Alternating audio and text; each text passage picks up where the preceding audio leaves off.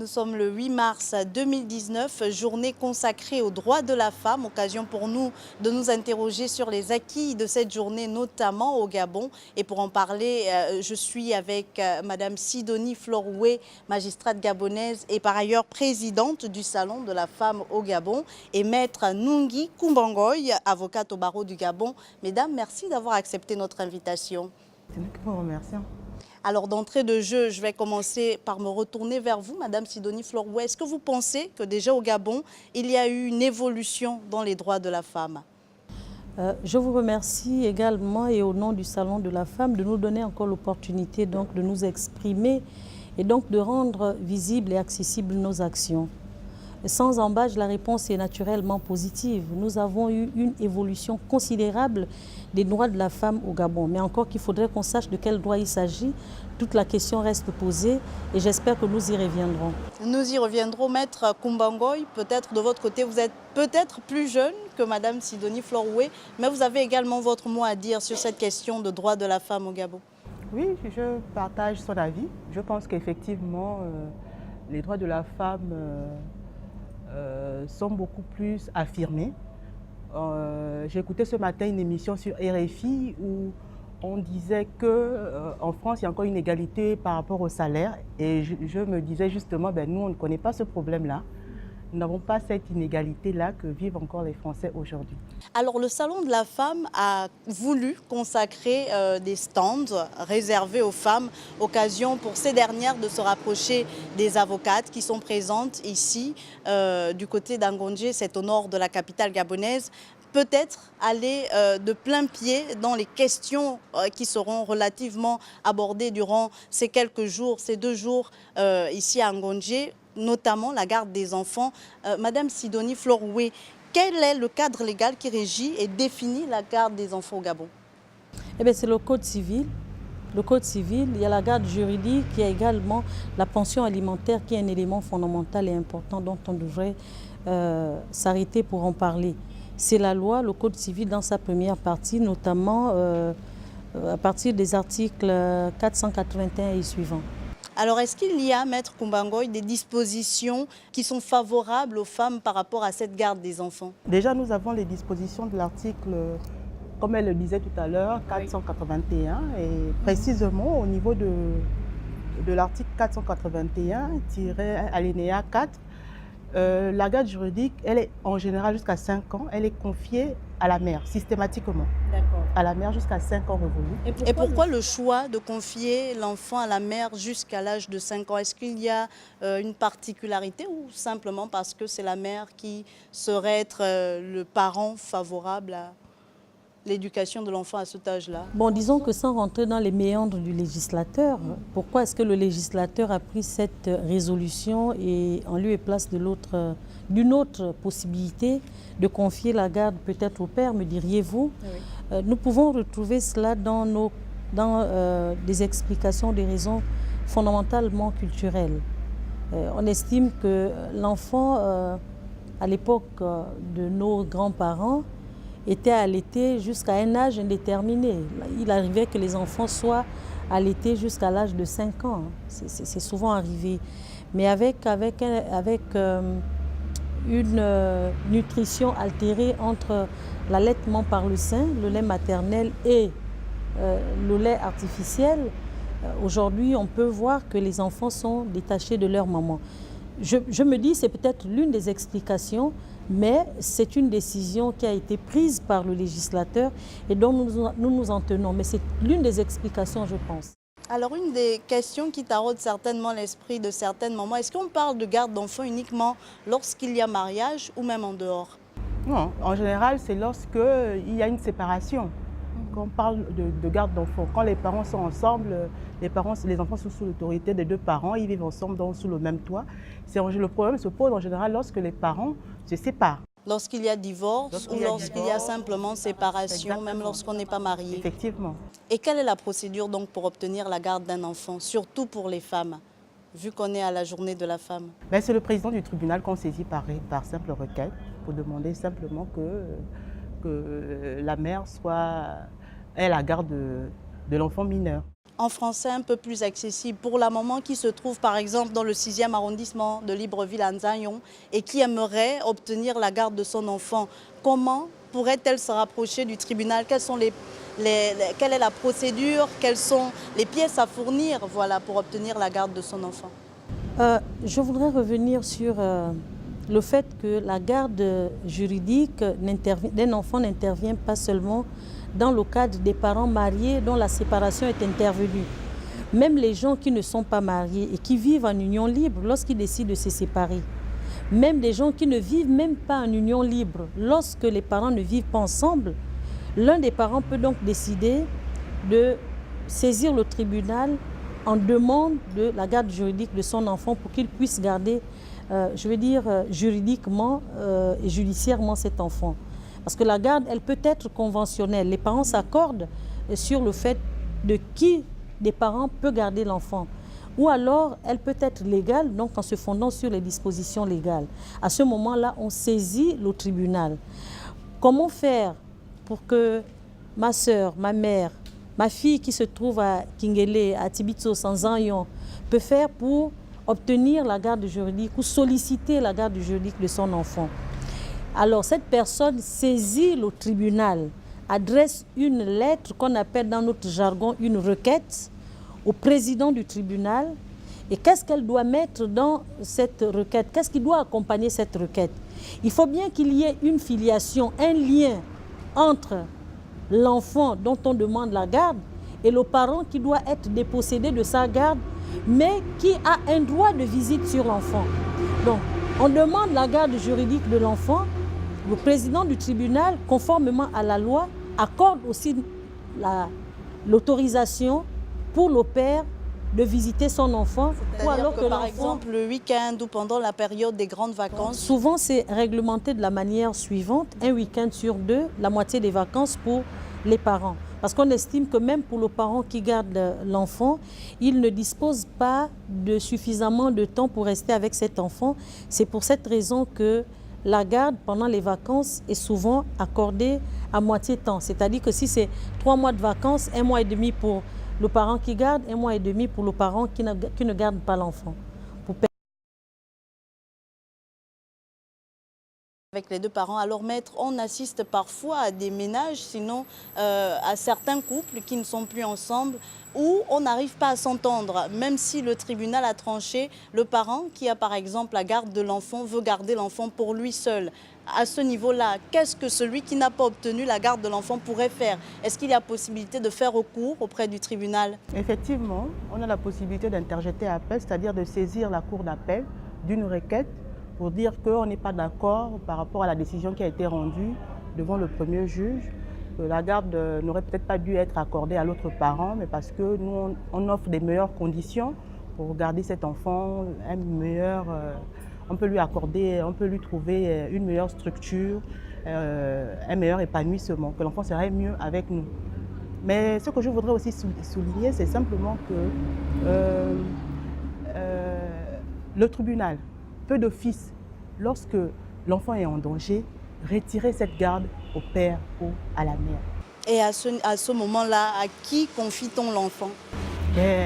À un autre membre de la famille, même à une personne étrangère à la famille, à une structure adaptée qui peut, pour un temps, jusqu'à la majorité de l'enfant, s'occuper de cet enfant-là, par décision du tribunal. Alors c'est vrai que parler de chiffres, c'est un peu trop s'avancer, mais est-ce qu'on a connu déjà ce genre de cas au niveau du Gabon où on est obligé de retirer la garde de l'enfant au père et à la mère directe de l'enfant? Oui, je voudrais d'abord revenir, je reviens toujours pour l'intérêt de ceux qui nous suivent, des téléspectateurs, revenir sur le fait que lorsqu'une décision de justice est rendue et que le parent qui a l'enfant, qui possède l'enfant et qui n'a pas été retenu comme étant celui qui doit garder légalement l'enfant, continue à faire de la résistance. Le bénéficiaire de la décision de justice, notamment le parent à qui la garde a été confiée, peut poursuivre au pénal le parent qui refuse de mettre l'enfant à disposition. Je reprends cela en termes plus simples. Une décision de justice est rendue, la garde juridique est confiée par exemple à la mère, le père qui a l'enfant refuse de mettre l'enfant à la disposition de la mère peut saisir le procureur de la République pour l'infraction de non-exécution d'une décision de justice et la peine est quand même assez lourde en ce qui concerne la peine d'emprisonnement. Mais il faudrait s'assurer que toutes les voies de recours ont été épuisées, d'accord? Celui qui refuse de mettre l'enfant à la disposition de celui qui a obtenu la garde du tribunal peut effectivement interjeter appel dans les délais légaux. S'il n'a pas interjeté appel, s'il n'a exercé aucun recours, eh bien, malheureusement... Alors, occasion de nous déterminer quels sont les délais pour interjeter appel, de nous les dire, maître. Moi, c'est un jugement, là, on est dans les délais d'un mois. Les délais d'un mois, donc un mois suffit. Si la mère, elle se trouve à Fougamou, dans le sud du Gabon, et qu'elle souhaiterait passer du temps avec son enfant et que le père se trouve à Libreville, elle n'a qu'un mois, donc elle devrait faire le déplacement pour revenir interjeter appel du côté de Libreville. Un mois à compter du rendu de la décision, à compter du délibéré, à compter du jour où le juge vient rendre la décision, ça c'est en ce qui concerne plutôt les voies de recours. Non, à compter de la notification de la décision. C'est-à-dire que le juge a rendu sa décision, la décision est portée par voie d'huissier auprès de l'autre partie. Si cette partie-là qui a accusé réception de la décision sur acte d'huissier n'exerce aucune voie de recours, un mois c'est trop, mais un mois c'est le délai que le législateur a accordé. Au fin fond de Fougamou, on a besoin de 2 jours pour allier Libreville et donc venir exercer les voies de recours. Mais un mois, c'est largement suffisant, surtout lorsqu'on a pris connaissance de la décision. J'aimerais qu'on revienne quand même sur les pièces à fournir pour obtenir la garde de l'enfant. Quelle est la procédure? Comment va-t-on vers le tribunal? Parce que effectivement, on a peut-être des droits en tant que femme, en tant qu'être humain, parce que les papas également sont concernés. Mais quelle est la procédure? Revenir, encore le redire, et quelles sont les pièces à fournir, maître? En général, dans la plupart des dossiers que j'ai reçus, la seule pièce que les parents fournissent toujours, c'est l'acte de naissance. D'accord. Parce qu'il faut établir le lien juridique. Pourquoi on demande la garde juridique de cet enfant-là? Voilà. Mais alors, une fois l'enfant est retiré au père et à la mère parce qu'il n'arrive pas à s'entendre sur la garde et remis à une tierce personne, quelle est la procédure pour que ces parents-là, une fois ils s'entendent de nouveau, puissent récupérer leur enfant? Parce que c'est quand même leur enfant. C'est une demande qu'il faut faire. Il faut repartir au tribunal. Bien entendu, simplement. Alors, mesdames, on va marquer une petite pause. Dans la deuxième partie, il sera question pour nous de revenir sur les pensions alimentaires, qui sont également une question très importante. On vous dit donc juste derrière, à très bientôt.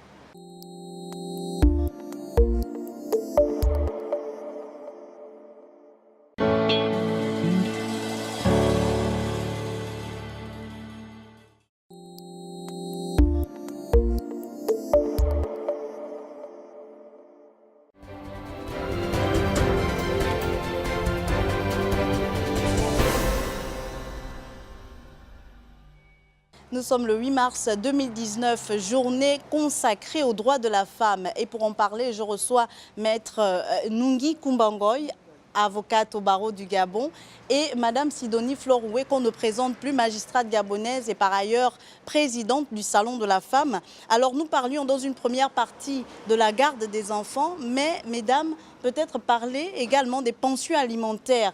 Quel est le cadre légal qui régit finalement les pensions alimentaires au Gabon?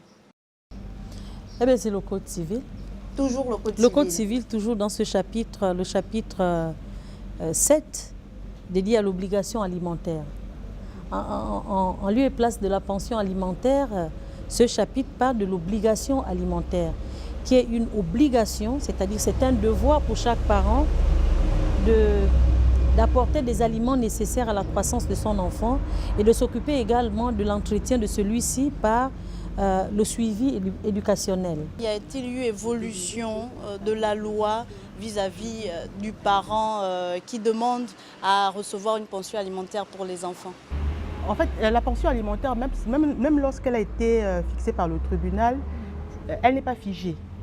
Lorsque la situation du parent est modifiée, par exemple si le parent venait à perdre son travail, il peut venir devant le tribunal pour demander que la pension soit revue à la baisse. À combien s'élèvent ces pensions alimentaires? Est-ce qu'il y a différentes formes de pensions alimentaires?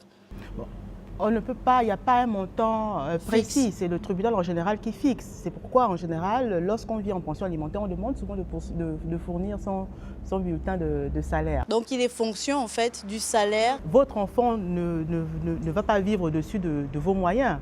Donc l'enfant vit en fonction des moyens de ses parents. Quels sont les services habilités à recevoir les femmes, ou du moins le parent qui demande à recevoir une pension alimentaire pour les enfants? Est-ce que c'est uniquement le tribunal ou est-ce qu'on peut également se tourner du côté des affaires sociales?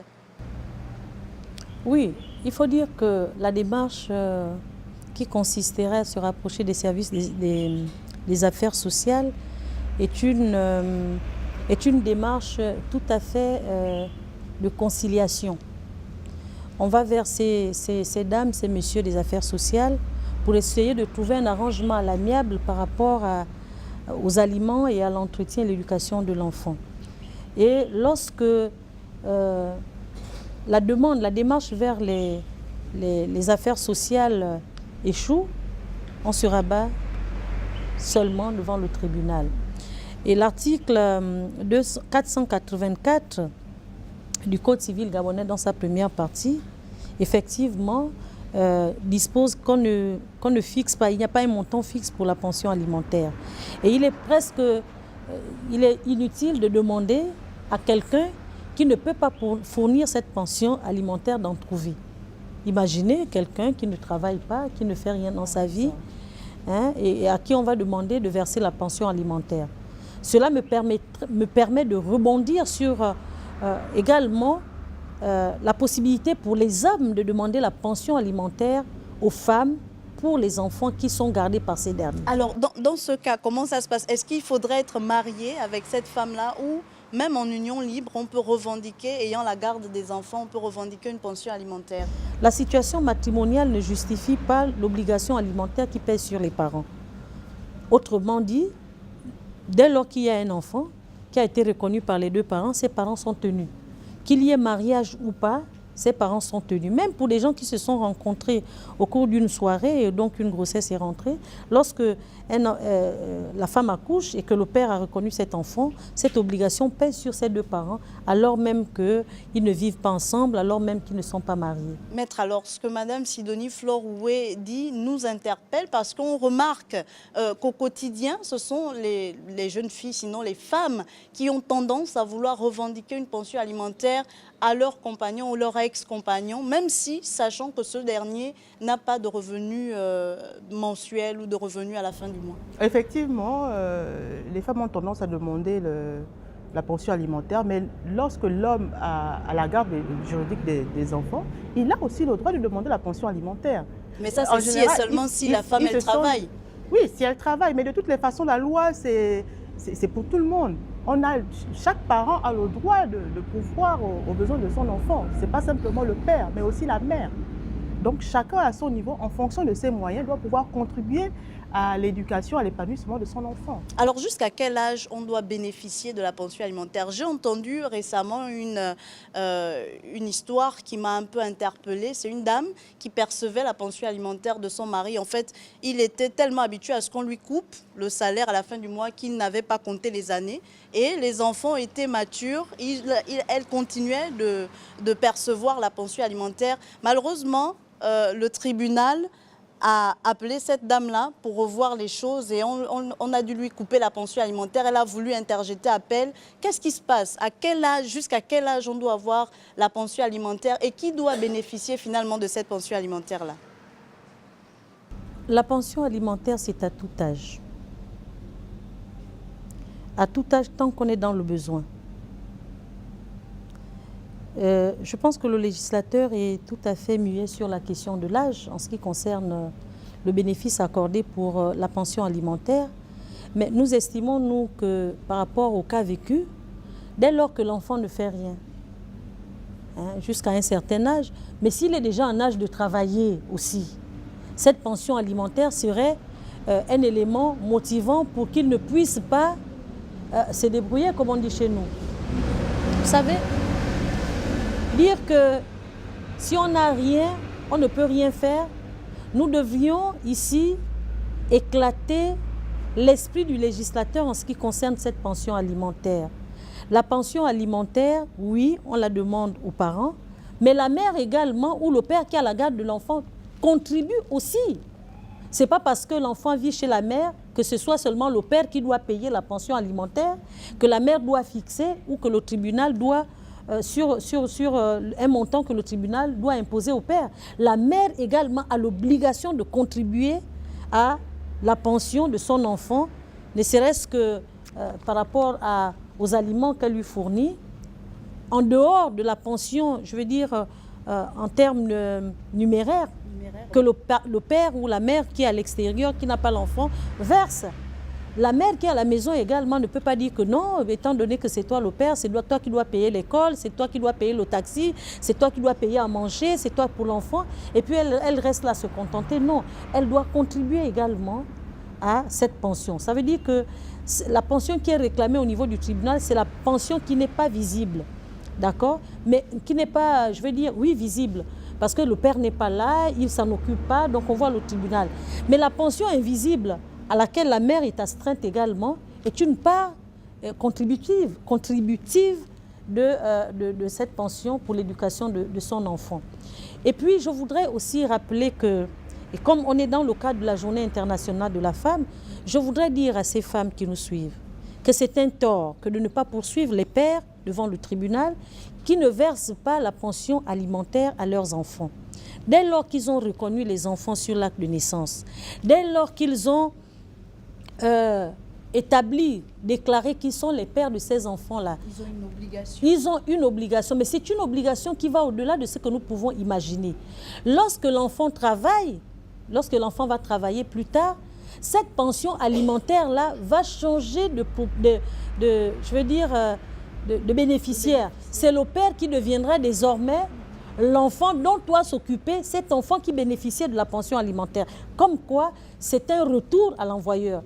Le père aura la possibilité de saisir le tribunal pour demander que son enfant puisse s'occuper de lui, puisqu'il s'en est occupé quand il était enfant. Hein, ce monsieur qui devient grand, lorsqu'il était enfant, le père s'en occupait. Ça va même après la mort donc, de l'enfant. Lorsque l'enfant décède, le père est appelé à la succession de cet enfant en raison de la pension alimentaire qu'il versait. Donc en réalité, les parents deviennent des successeurs ou du moins des bénéficiaires, oui, des successeurs de l'enfant qui décède à cause de la pension alimentaire. Entre autres choses, dès lors qu'ils se sont occupés de cet enfant, dès lors qu'ils ont reconnu cet enfant, les liens, la filiation qui est établie fait que lorsque c'est l'enfant qui décède avant, le père soit successible, soit appelé à la succession, mais simplement parce que c'est la même pension-là qu'il versait, oui, qu'il doit recevoir, qu'il doit percevoir. C'est pour cette raison que les hommes ne doivent pas s'offusquer à s'occuper de leurs enfants, puisque ce sont des assurances vieillesse pour ces hommes. Effectivement. Maître, alors qu'est-ce qu'il faut faire lorsqu'un enfant se sent lésé par rapport à sa pension alimentaire qui est effectivement reversée? Donc la maman va chercher la pension alimentaire, elle perçoit cette pension alimentaire, mais elle ne s'occupe pas des enfants. Qu'est-ce que l'enfant, à son niveau, pourrait faire? L'enfant pourrait déjà interpeller l'autre parent parce que l'enfant n'a pas la possibilité de saisir directement le tribunal. Puisque il faut passer par un... il n'est pas adulte dans la majeure partie des cas. Effectivement. Donc l'autre parent peut revenir devant le tribunal justement pour avoir la garde juridique de cet enfant-là et demander aussi une pension alimentaire, que l'autre soit aussi condamné à lui verser une pension alimentaire. Et dans le cas où la pension alimentaire est subitement interrompue, il n'y a pas eu de décision, mais le parent qui reverse la pension alimentaire se dit que c'est bon, l'enfant a peut-être 10 ans, c'est bon, j'en ai trop fait, je m'arrête là. Oh, on ne peut pas s'arrêter quand l'enfant a 10 ans, c'est pas possible. L'enfant, c'est une obligation légale. C'est une obligation légale. Beaucoup d'hommes, malheureusement, ont tendance à se désister en pensant que dès l'instant que la relation avec la mère est terminée, mais la relation avec l'enfant aussi doit s'interrompre. Non, c'est une obligation légale qui est instituée par la loi et le père doit prendre en charge son enfant mineur. Je voudrais simplement ajouter que Lorsque l'un des parents ne s'exécute pas volontairement de son obligation, ben, l'autre parent a la possibilité de se faire entourer d'un huissier de justice pour obliger ces parents-là à payer sa pension, à aller saisir même son salaire. Beaucoup de gens ne le savent pas, mais il y a cette possibilité-là aussi. On peut donc dire que le cadre légal est bien ficelé, bien fixé au Gabon. Mais est-ce que, maître, Madame Sidonie Fleur-Roué, on pourrait encore faire mieux?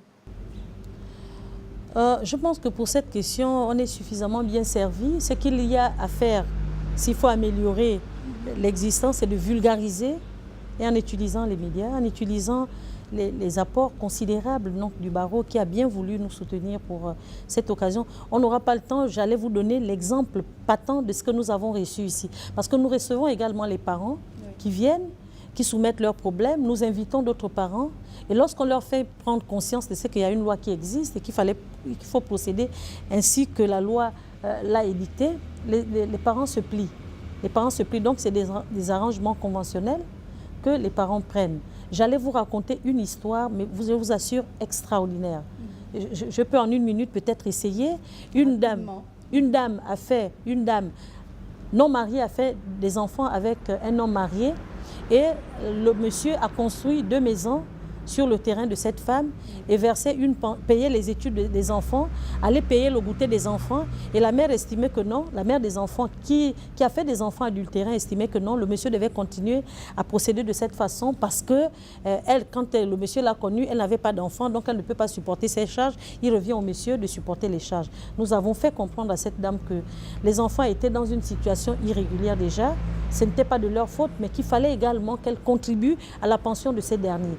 Que mieux que les maisons qui étaient construites sur son terrain pouvaient être reprises par la femme mariée dans le cadre de la communauté que cette dernière avait avec son mari. Et qu'elle avait intérêt à se tenir à carreau pour supporter une partie des charges de ses enfants. Et elle a compris, l'affaire s'était plutôt bien passée. Donc parler de droits des femmes, c'est également parler des devoirs de ces dernières. Maître, peut-être pour terminer, il faudrait davantage vulgariser les droits des femmes. Il faudrait davantage que ces femmes prennent conscience de leurs droits. Il faut davantage qu'elles prennent conscience de leurs droits, certes, mais aussi de leurs obligations. Mais aussi de leurs obligations. Merci à vous, Maître Nungi Kumbangoy, avocate au barreau du Gabon, et Madame Sidonie Fleur-Roué, magistrate gabonaise et présidente du Salon de la femme, d'avoir accepté notre invitation. Il était question pour nous de revenir sur la garde des enfants et sur les pensions alimentaires à l'occasion de cette journée internationale des femmes. Je vous dis à très vite, chers téléspectateurs, sur Gabon 24.